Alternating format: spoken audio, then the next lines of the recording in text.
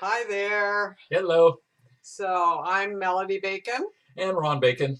and we're with Relationship Visions, which is our private practice, but Yes. we also have this YouTube channel, Relationship University, and an amazing course called Family Matters for people who have family who are struggling with addiction, and particularly aimed at the person in the family who's lying awake at night wondering what the heck is happening to their loved ones. And be assured, this is not the addict who's That's doing right. that. This is No. you. uh, So, given that, we have a combined um, kind of, I don't know, experience of what, 50 years yes, probably a bunch. working with Yep. families, couples, individuals in addiction. Ron, in particular, has quite a number of years of working with addiction treatment centers. And one of the things we know is that if you have a loved one, let's say it's a child, could could be an adult child, but you finally get them into Mhm. treatment, and how much effort and praying and hoping you have done to get them to finally go into Mhm. treatment. And a good treatment center, you're going to have different phases. Mm-hmm. An intense Right. phase that's usually 28 to 30 days, and then some step downs. Hopefully, you can put together somewhere in the range of 90 days, Mm-hmm. where they're beginning to put into practice some of the things that they learned during that intense phase. Right. And so here you've done that. Hmm. Usually there are family groups about once a week, and maybe you've been attending Hmm. those. In addition, you may have met with the case Mm-hmm. manager with to get updates. How are they doing? Mm-hmm. And some family members, when they talk to their loved one, generally there's a time of no talking, a Yeah. blackout period, so Mm-hmm. that they get integrated into the community, the sober community. And then you begin to hear from them. Well, what'd you do today is not an uncommon question. Mm-hmm. And you'll hear, oh, we went to the beach, we played ping pong. And it We sounds did like, yoga. what? What are these people doing? We went to CrossFit or some other kind of exercise class. And it sounds like, what are we getting for our money and Yeah. time? Are they going to learn anything? Are they coming back just buff, but the same way they left? But however they did their program during the time that they're in there, you probably felt yourself feeling a little bit relieved. You knew where they were, you knew they're getting the help they need. Yes. Oh, definitely. And then as the time progresses for their discharge, particularly if they're coming back home. So if it's a spouse, obviously most of the time they go back home. Uh, Adult child or even an adolescent child. Now, whether you know it or not, your anxiety level is going to start raising because you don't know how to handle this kind of transition from Mhm. treatment to the real world again. And rest assured, your loved one is equally anxious about that.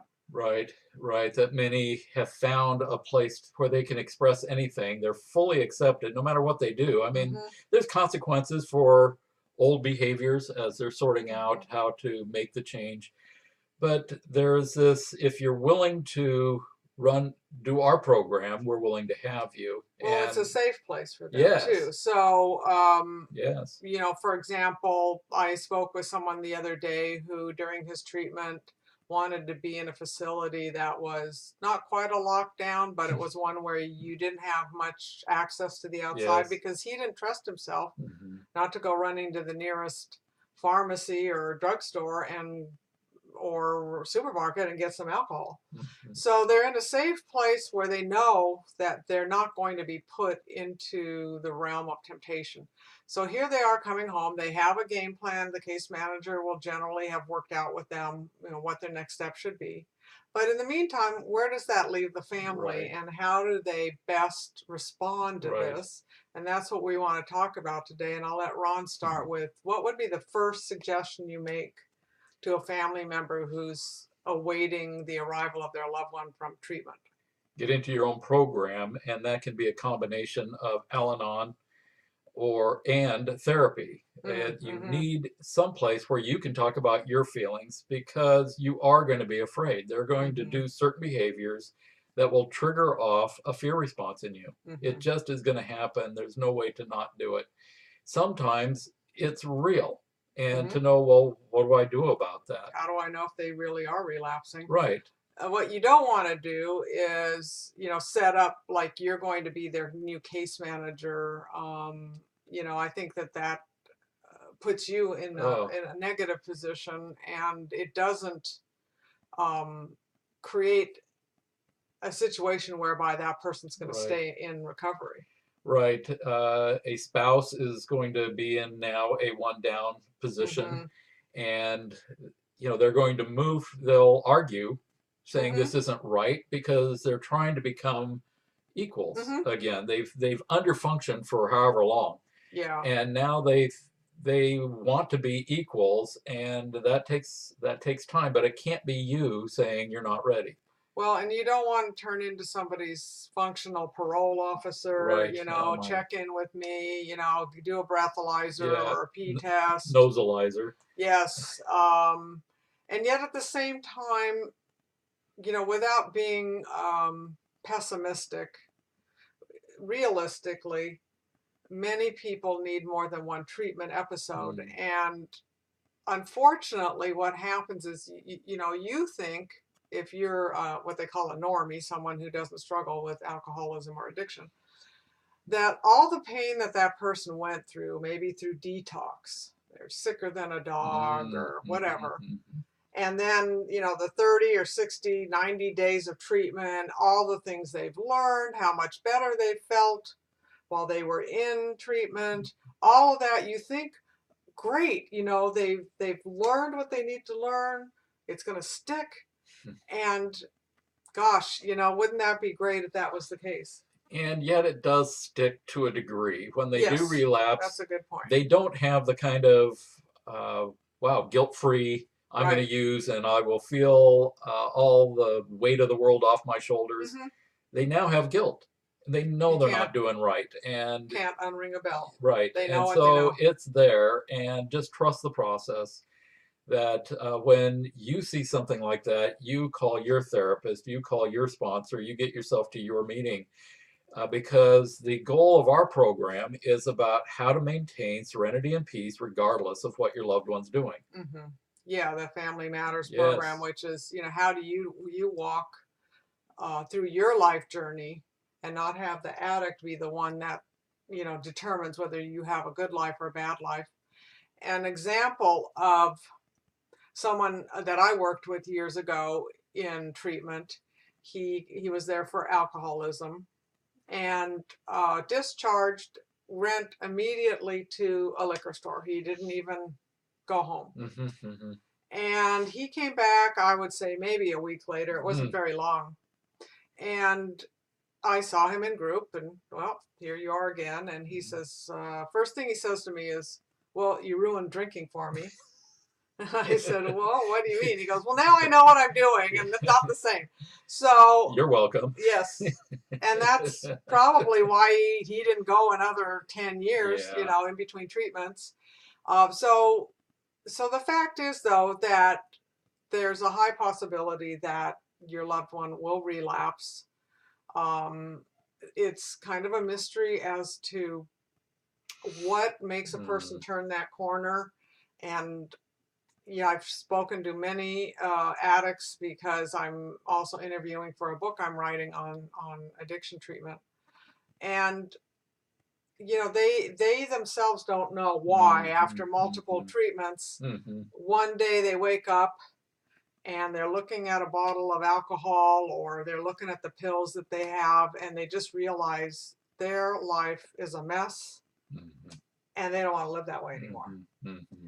And so in the meantime, what you need to do, so step one is you don't turn into their parole officer or their case manager, but you do decide, if you're aware of certain behaviors that indicate drug use or alcohol use, that you're not going to live with that in your home, that would be one option. Now, that being said, maybe you are willing to live with it. It's, Mm.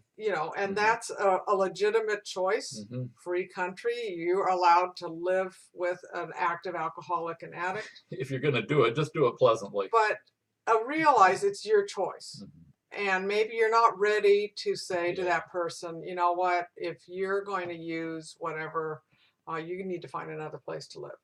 If you're not ready to do that, don't say it Right. No threats. because it's a threat. Mhm. What we call taking a position is really saying, one of the rules of thumb we use is thinking about, is this position I'm going to take, is this action I'm going to take be supporting sobriety, or is it going to be supporting addiction?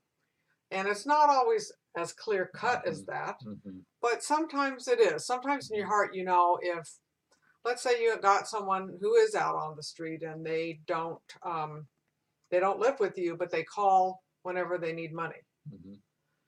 And you tend to give them money because you're afraid of what will happen if you don't, that they might be in a life-threatening situation. But on some level, you know that that money is not going to, Yeah. pay rent or buy food. Even even more so, first and last month's rent. You don't want them in your house. Right. They even a sober living house, if they're saying the right thing, saying, "Well, I'm going to be in this sober community, Hmm. but I still need money to get in there." That if they were recommended by a case manager to do something more structured, and they're saying, "No, I'm going to do this," Hmm. it's bad money Hmm. generally. Yeah. If they're if the case manager and others are saying this is a good idea, they're ready, as ready as they can be, Hmm. that there's always risk, but that you're willing to take that risk. You Hmm. want to support the sobriety. And so the Right. same action could go either way. And that's part of the point where if you have your own sponsor and you're working your own steps, you can determine that a little better rather than, well, making a bargain. The quid pro quo, I'm going to do this, but you owe me Hmm. X, and that's a fail right off the top. Right. Yeah. Yeah. So you want to keep in mind, um, that your focus can't be on the addict or alcoholic, and your mind will go there because that's what you're worried about. Yeah.